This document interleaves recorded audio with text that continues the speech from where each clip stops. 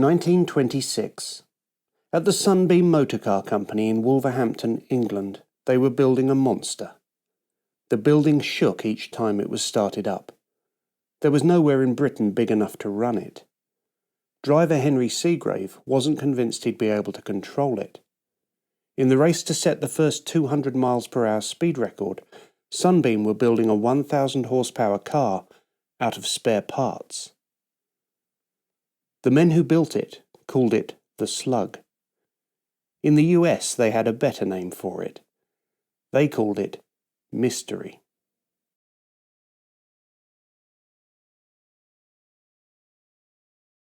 The Sunbeam Motor Car Company was formed in 1905, born out of Englishman John Marston's successful bicycle business. French engineering genius Louis Cotelon joined the company as chief engineer in 1909, and the company was soon turning out innovative designs that saw success both on and off the track. With the advent of the First World War, Sunbeam also became a prolific manufacturer of aircraft engines, and by the end of the war, Cotelon had risen to be the company's joint managing director. Brooklands racer Henry Segrave had set his first land speed record in 1926, at the wheel of a Sunbeam, only to see it broken just over a month later by John Parry Thomas driving Babs, an ex-Brooklands car now sporting a 27-litre Liberty Aero engine. Segrave and Cotelon could see that whilst record-breaking could continue to bring valuable publicity to Sunbeam, future challenges would require a radical new approach. Sunbeam shareholders weren't so sure, and with minimal funds approved, Cotelon's only option was to build the new car from the company's parts bin.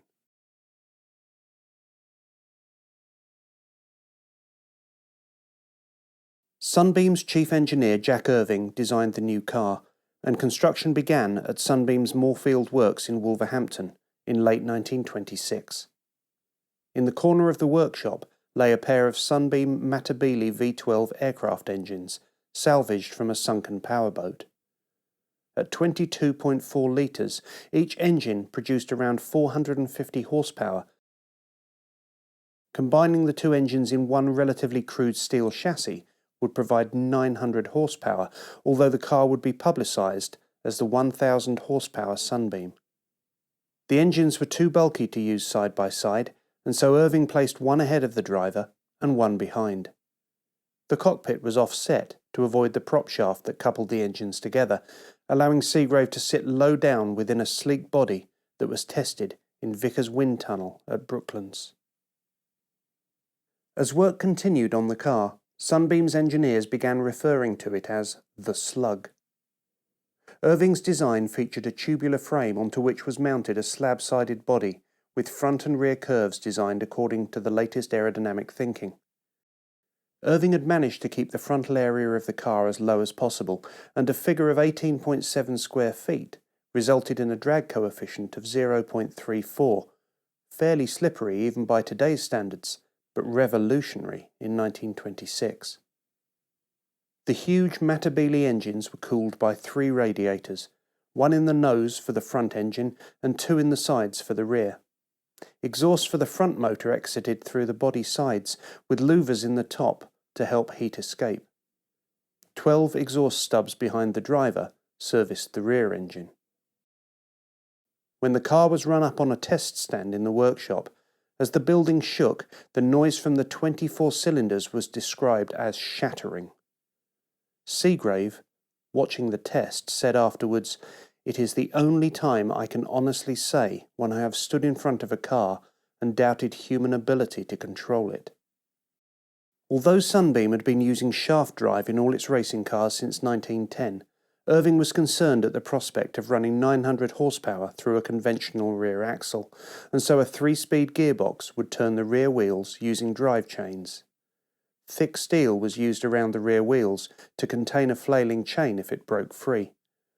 On the test stand, with the wheels spinning under power, the chains could be seen glowing red hot.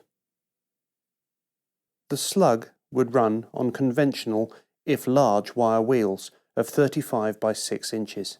Dunlop provided specially made tyres, which it tested and guaranteed for 3.5 minutes use at 200 miles per hour, with wheels and tyres to be changed after each run. The rear wheels and drive chains would be covered by spats, wheel covers designed to reduce drag. When complete, the 1,000 horsepower Sunbeam stood 23.5 feet long and 6 feet wide, and weighed around 4 tons.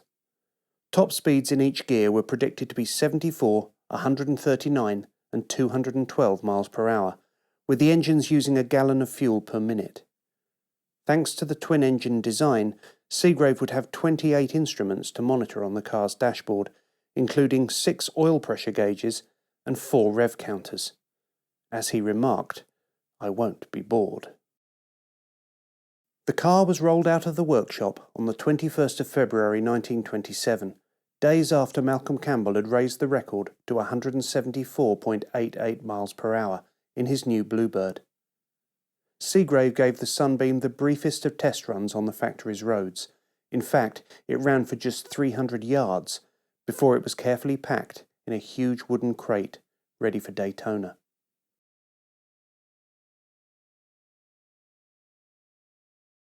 With Segrave aiming at 200 miles per hour, it was felt that recent British sites for speed records, Pendine Sands in Wales and Southport Beach in northwest England, would not offer enough room to run a car that would need 4.5 miles to accelerate, a measured mile for the record, and a further 4.5 miles to stop.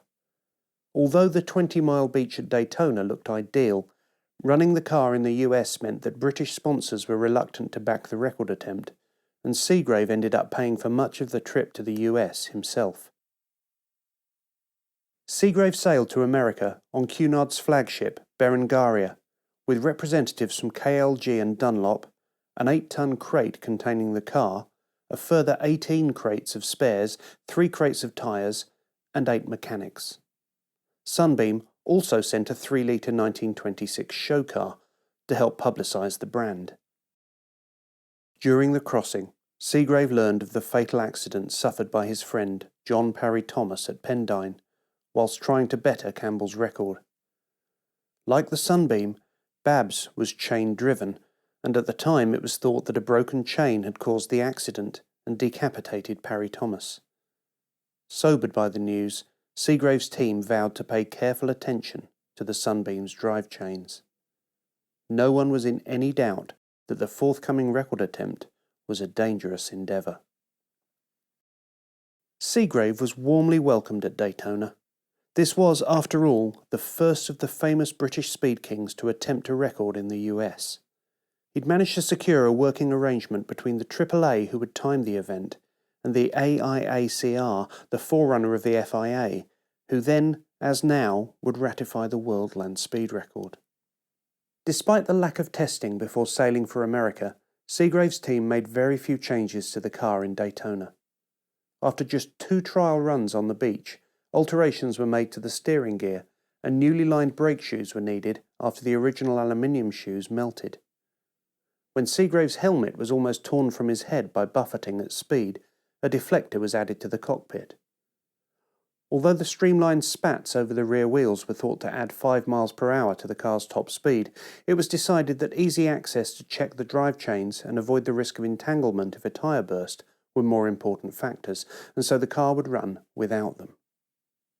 Once further issues with the gear selectors and engine cooling had been sorted, the car and the team were ready for the record attempt.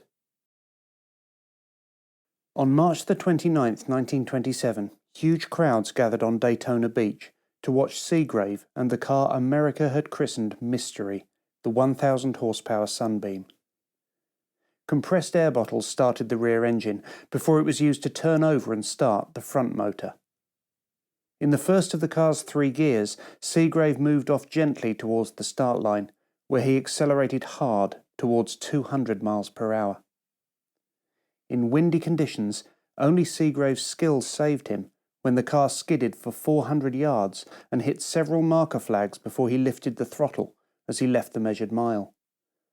As it neared the end of the beach, the Sunbeam's brakes failed to slow the car, and quick thinking by the ex-Brooklands racer saw Segrave head for the shallow water, running the car through the surf until it was back under control. As he came to a halt on the beach, Segrave could sense the record was close. The wheels and brakes were changed, The drive chains were checked, and the Sunbeam roared off back down the beach, well within the mandated 1-hour time limit. This time, a tailwind ensured the run was even faster, at 207 miles per hour. As Segrave rolled to a stop and people crowded round him on the beach, the news spread quickly. A two-way average of 203.792 miles per hour through the mile. Segrave and the 1,000 horsepower Sunbeam, built out of spare parts for next to nothing, had smashed Campbell's existing record, raising it by almost 30 miles per hour. Campbell would come to Daytona himself the following year and take the record back, but for now, Henry Segrave was the fastest man alive, and the first to 200 miles per hour.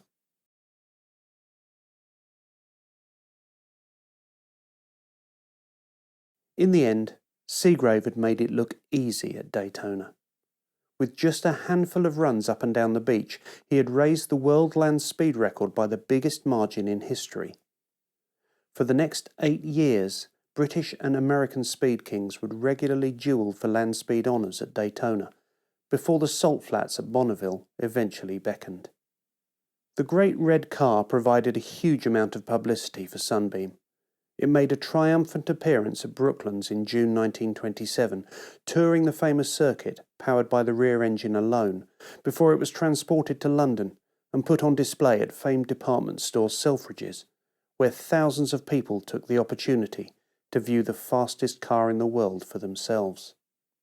Having covered just 75 miles under its own power, it is now on display alongside other famous land speed cars at the National Motor Museum, Bewley, in the south of England. Henry Segrave returned to Daytona in 1929 with what some consider the most beautiful land speed car of them all, Golden Arrow. For more about that car, check out the Scarf and Goggles channel, where you'll find the full story.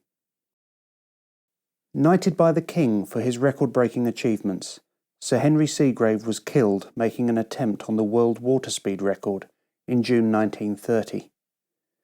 Shortly after his death, the Segrave Trophy was established to recognise outstanding British achievements on land, water, or in the air.